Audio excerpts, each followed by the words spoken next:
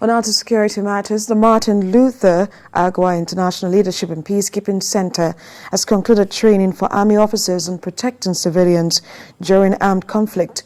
The training, which is the first in the series, is meant to enable officers to achieve their mission objectives on the field. Correspondent Sifon Essien reports. Armed conflicts, wars, continue to cause death, displacement and suffering on a massive scale. In Nigeria, attacks by terrorist groups have claimed more than 300,000 lives in the last 11 years, mostly in the northeast.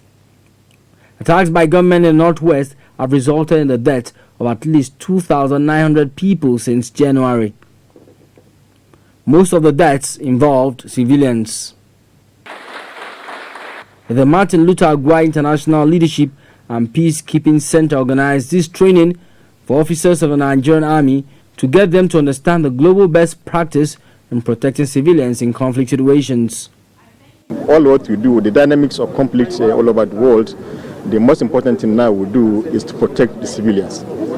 That is the most important thing all over the world now. So that's why the import of this course is that the target audience are the younger ranks, the younger officers who are operating at the both operational level and also tactical level of the operations in the field. But differentiating civilians from belligerents in a conflict is increasingly becoming difficult.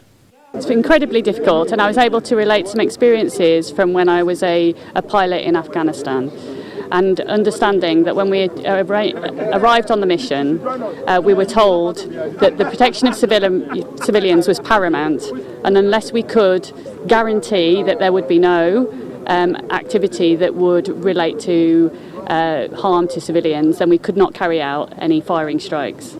For these professionals, failing to protect civilians in a conflict may result in outright failure of the mission.